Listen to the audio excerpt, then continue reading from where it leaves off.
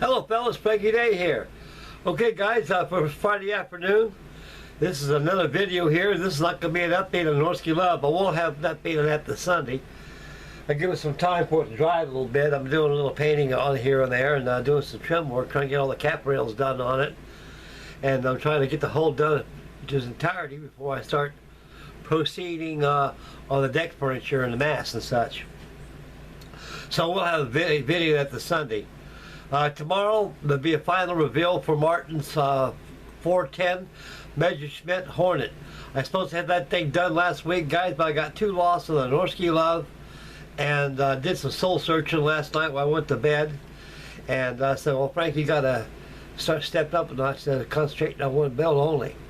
And besides, you're doing too much on it too quickly. And so take your time, we'll do it slow and move on to something else. So I will have that build done today, and I have a final reveal for it for this Saturday. And my apologies to Martin Lamont. I'm very sorry, dear sir, that I didn't have this thing done ahead of time like the way it's supposed to be, like everybody else is. But I got too lost in shipbuilding.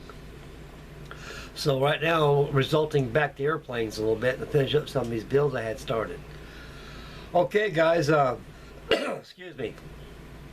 So I will have a video for that tomorrow, the final reveal, Martin. I'm sorry, dear sir. My most humblest apologies. Okay, guys. Before this is your build. This is a build that started probably I don't know, about 8 months ago, I think. And it's a balsa wood kit. It's a Dumas Type 17 Beechcraft Staggerwing, coconut scale, 30-inch wingspan. And I think you'll like this kit too as well. And I will venture on more builds next onto this too. Okay guys, before we get started on the reviewing of the Dumas Beechcraft Staggerwing here, I went to Smitty's Hobby Shop. Any great fellows out there who live out of state from Ohio decide to venture to Ohio one of these days and go to the Air Force Space Museum. If you got a yearn for get some plastic models, go see Russ down there at Smitty's Hobby Shop. Russ and Pete and everybody, they'll take care of you down there, and they'll give you a heck of a discount, not much more greater than that in any other hobby shop you venture into, even online. So that's a hobby shop right there. They got everything there, guys, everything. Ain't nothing they don't have. And I've been going there for almost 40 years. So that's my best shop. That's my home. If I'm not shopping in there, I'm building out of my stash. And eventually, buying from there is adding to my stash. Okay, guys, get back to business right now. Okay, I went to Smitty's. I think it was Wednesday. Yeah. That's when I got my Social Security check. And I got my other paycheck yesterday. So I'm doing good. I went down there, I did some thinking, and I went there and wondered if you still got that Hasegawa H8 Kanawashi Emily flying boat by Hasegawa. I went there, to my surprise, it was still there. Why it was still there is because of the price. $119. And I see them on eBay for $150. So I went and got this kit right here, guys. I went ahead and I said, you only live once, Frank. You're enjoying your senior citizen days, and so one of my commenters said, "Be sure nice, Frank. You should build an Emily flying boat." So I got this Emily right here. This is by Hasegawa. This is their new tooling kit, 1/72 scale. This thing here, he had it listed for $119. With a discount, the kit was listed for $134. That's how much it costs from Hasegawa. But he deducted it down to $119 and let me have it for an even $100. So for an even $100, I got this beautiful kit. Now this kit right here is new tooling. But there's parts of the kit that I was not very satisfied about after opening it up and reviewing it. They do give you a whole complement of crew figures on here, which Panzerman Bill's Bunker will be very delighted to see in this beautiful looking flying boat. And it also has its beaching gear, which is around on the side right here. Everything's in Japanese on this thing, fella, but there's some English text in there. So here's the Emily flying boat as it sits in entirety right there. Comes with the beaching gear. On the old Hasegawa kit, they made 1/72 scale. It was a rivet queen. It had rivets. And it was more or less like a working model too, because I had one of those one time. And the flaps worked, the ailerons worked, the rudder worked, stabilizer worked, props turned, and that too came with some crew figures, but they weren't as detailed as these are in this kit. So the only two things about this kit for what it costs. I was really hoping I'd probably get some photo etch goodies in there too, like what Trumpeter does in Dragon, and it wasn't there. So that's one strike against it. The other strike is that they didn't make positional landing flaps, and everything is just no landing flaps, and also no.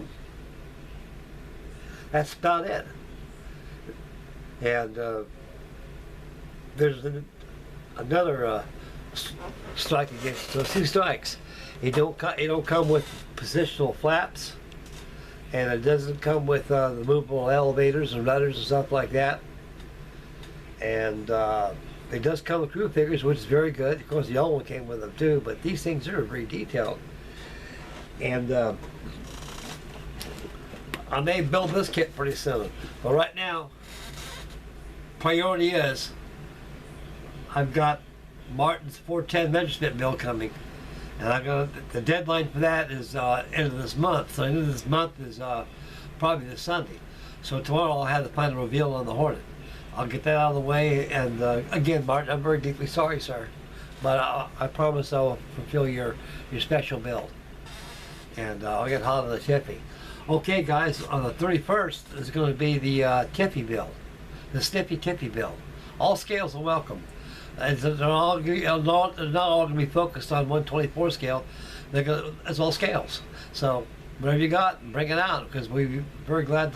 We love to have you all here with us, you know, and it'll be a very, very special, beautiful Tiffy build. The Typhoon is a very beautiful airplane, a very potent airplane she is.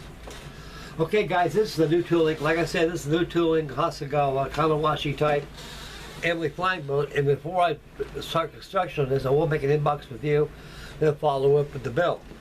I got to get these things going on, guys. I got a lot of stuff here that needs to be finished, and I look at them every night in despair. So, Frankie, you need to finish this, need to finish that. You got to get this done, that shaken. You're putting too much time on one subject only.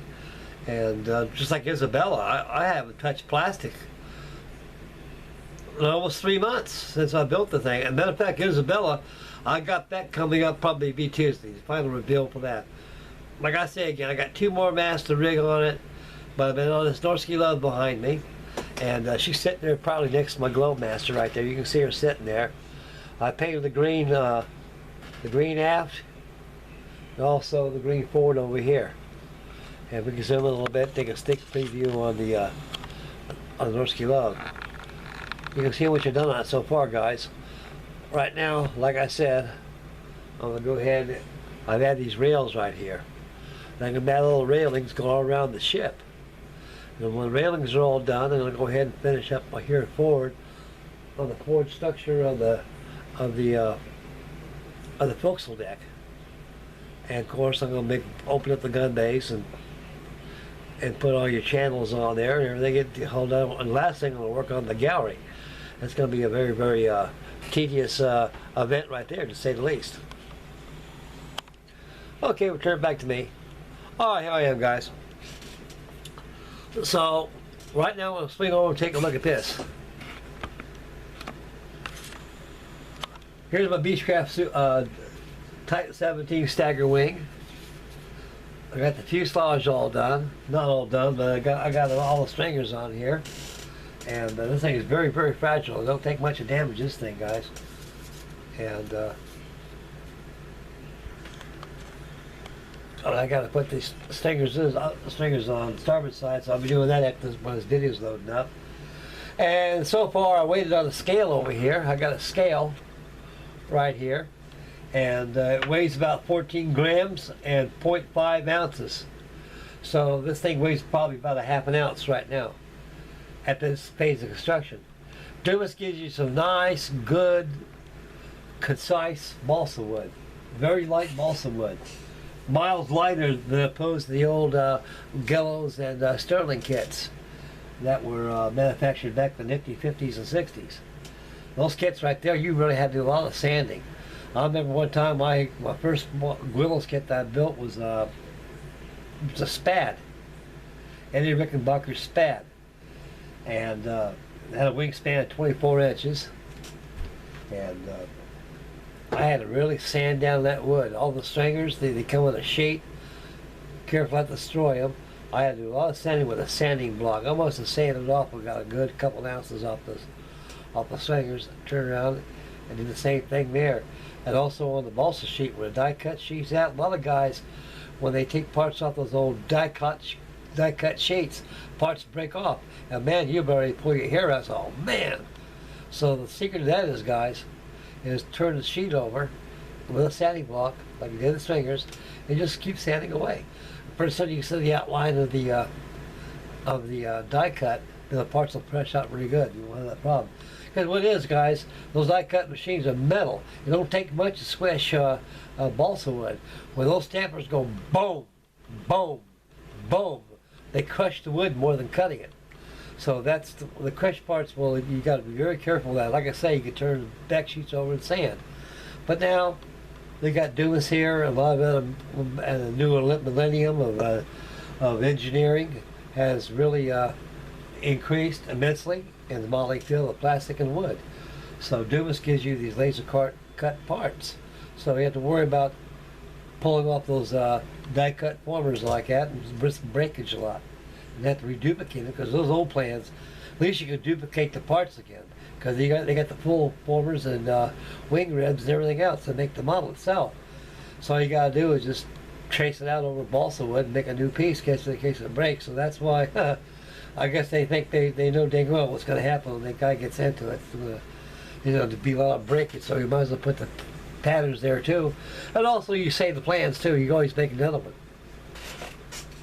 There's a lot of kit vendors out there that'll take that and make a laser cut kit out of it, use those formers. Okay guys, like I said, I got to put the stringers on the starboard side. I'll be working on that next. Now I'll give it a good sanding using a nice sanding stick. I like these little sanding files. They're very well. They all work good, guys. They work good. If you don't have accessibility to these store-bought nail files you find in the cosmetic departments where all the girly sections at, make your own. Get a paint stirrer and take your sandpaper and spray adhesive or glue, or wrap your sandpaper around the stick. Make it. So like I say, guys, always use a straight object of sand. Don't use your fingers. Like the old saying is, one who uses fingers to sanding leaves the mark of an amateur. So you don't want to go there. So this is that's part of the god of the Beechcraft, because when I first started on it, it was just the outside profile. That's all it was. Just one frame done. So I got the other side frame done, got all the formers installed and all the stringers. Looking at the kit here, you can see how it looks like right here. This thing is a coconut scale. It's a pretty good size airplane with 30-inch wingspan. It comes in yellow tissue with a blue trim. It's called peel-off trim they use, and that'll probably take about six to 8 strands of 3/32 rubber, well lubed, and about 40 inches long. It will work well for this. And probably about 1,000 good turns of the rubber. And this thing will hunt for the clouds. This thing is very light. Now I'm going to be flying my rearward speedster made by Dumas, and also my AT6 Texan, which I made last year. That'll be flying this year too. So I got the rubber soaked in rubber lube. I got some lube over here. No, it's been somewhere. Let's see if I can find it. Yeah, it's right about here. That's good.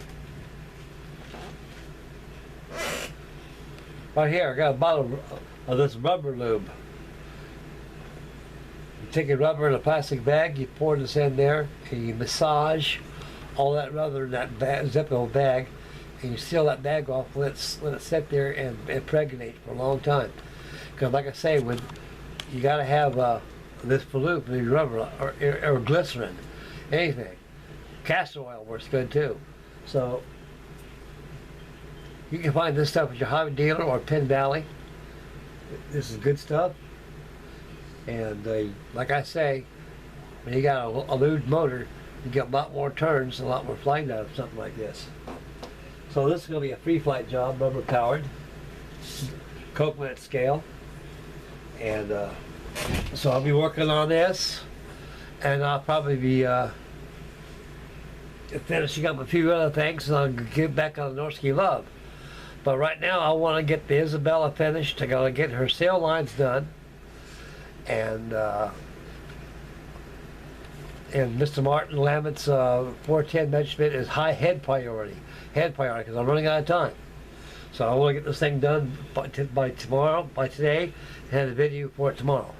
And it's going to get done, and I want to get that out of the way, and I'll break out the Tiffy, and get started on that, and work on this, hop on the Norski Love, and hop on some other things too that I got started here and there. I got that Victor, I got to get going. I'm making that line building that, get that shake. I know you guys are dying to see that again. And I feel in my heart and soul that that airplanes, my airplane builds are a lot more appropriate than my model ships are, and so I get more comments on these things than I am with model ships. Because model ship builders are a different breed of fellas. You know, you got some good professional fellows out there. That Tommy, he's a very professional model builder, ship model builder, and he helps me out a lot too along the way. So I listen to the man. The man knows what he's doing. And like I say, I may be an old fart in the wind, but I'll tell you one thing: the day you stop learning is the day you stop living. I learn something every day, even at my age. So it's good to learn something every day, fellas. Keep it up here. And you always dig it out when you run into that problem again, or anything. Okay, look, tomorrow is going to be the final reveal for the measurement 410. And I'll have another video this next week on the Beechcraft. And the final reveal of the mighty Isabella Spanish Gang will be here. So I got those coming up now, guys. I've been working, doing honey-do lists, and I'm trying to do everything at once, and you can't do it. You just got to take your time and just do what you got to do and get it done. So that's the route I'm taking. And I'm taking this route right now. I'll see you guys tomorrow for the final reveal, so please stay tuned for that. Again, Martin, I'm deeply sorry, sir, to have done a long time ago, but it'll be done before this month's over with, I promise you, even at the end. And we're going for Tiffy build next, so have a beautiful time of that. And this is Frankie Day signing off, and God bless you guys, and happy modeling, make mama happy, and build on. I'm building on too, and we'll all build on together, and we'll build on a good community with YouTube. So build on. Bye, boys. Frankie Day signing off. Take care, guys.